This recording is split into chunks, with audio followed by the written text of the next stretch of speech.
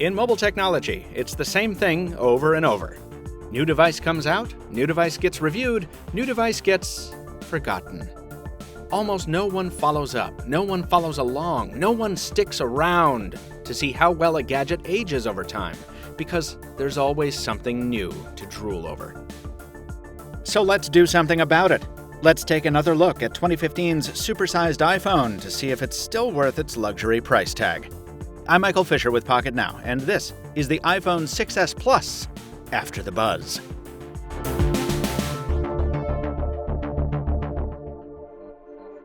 As always, coming back to iOS after a long stint on the competition takes some adaptation. On the software side, I do find the iPhone slightly more consistent. That doesn't mean it's always faster, or that it's impossible to find any lag, but whereas, say, a Galaxy S6 might keep you waiting a few seconds to redraw its home screen on occasion, the iPhone doesn't really ever do that. It used to be that kind of consistency came at the expense of features, but iOS 9 is really feature-dense, even down to the little stuff. Just a small example, I love that you can see the charge levels of connected Bluetooth devices right in the notification center. It's a nice little, sort of geeky touch. Once you're used to iOS 9's added complexity, it's also pretty easy to access its shortcuts and utilities, even one-handed. And I found I forgot about half of them since the last time I used an iPhone. Things like the proactive panel to the left of the home screen, and of course, 3D Touch. 3D Touch was the biggest headlining feature of 2015's iPhones, and I still think it's one of the coolest interface enhancements to hit the scene in a long time. Over the past week, I've used it often when browsing in Safari. I'm in the middle of a Lost rewatch, so peeking came in handy when I just wanted to remember who a specific character was without jumping all the way to another page. The Force Touch to animate wallpapers is also a big crowd pleaser, but I only started using that once I remembered that 3D Touch was there. And despite a bunch of apps having added support in the past few months, it's still not a very discoverable feature. And it's hindered by some goofy implementations. The multitasking shortcut, where you force drag a thumb from the bezel, is the opposite of intuitive. Feels more like something Huawei might have dreamed up. Also, despite its reputation, the iPhone still has some usability issues. Siri still doesn't understand context as well as Google Now. To give just one example, asking her about Union Square while standing in Somerville's Union Square in Massachusetts still produces a search result about New York City. Also, remember how Apple used to pester you all the time about your stupid iCloud password? Yeah, it still does. The company's App Store policies also mean buying books in the Kindle store is needlessly complicated on the iPhone, and the phone isn't immune to strange behavior. One night, my 6s Plus just wouldn't wake up from standby. No matter what I did, I got a black screen until I soft reset it.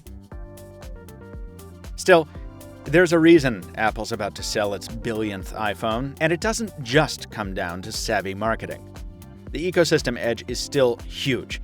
If you own a MacBook, you can handle messages and notifications from either your phone or your computer. And if your friends and family have iDevices, you'll love things like FaceTime and iMessage.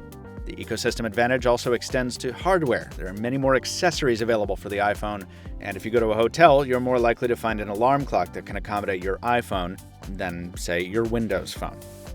The camera may not be as technically capable as on some other phones, but it's still one of the simplest and fastest to use, and more often than not, it delivers photos to be proud of.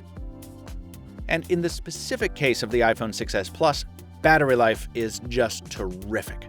In the past week, I never once ended a day below 60% charge, despite never having used power-saving mode. For most people, this will be a 2-day smartphone, which in 2016 is pretty fantastic. So in 2016, it's still worth buying an iPhone 6s Plus, and for Apple fans looking to bridge the phone-tablet divide, I still strongly recommend it. But when you take price into account, the 6s Plus seems like it comes from some alternate dimension. It starts at $749, and if you don't want the 16-gig version, which you don't, you're actually looking at a minimum of $849. That's $300 more expensive than the Nexus 6P, over $400 more than the Moto X. Both excellent Android phones. Even when you take into account Apple's excellent customer service, that's a big pile of dough. For years, people have been willing to swallow this so-called Apple tax, but frankly, I just don't think this device is worth that kind of premium. Again, it's still a great smartphone, but for those open to other platforms, well, it's never been a better time to look elsewhere. For more on the iPhone 6s and 6s Plus, be sure to check out our full reviews at pocketnow.com and see other installments of After the Buzz on YouTube. Till next time, this has been Michael Fisher with Pocketnow, Captain Two Phones on Twitter. Thanks for watching. We'll see you next time.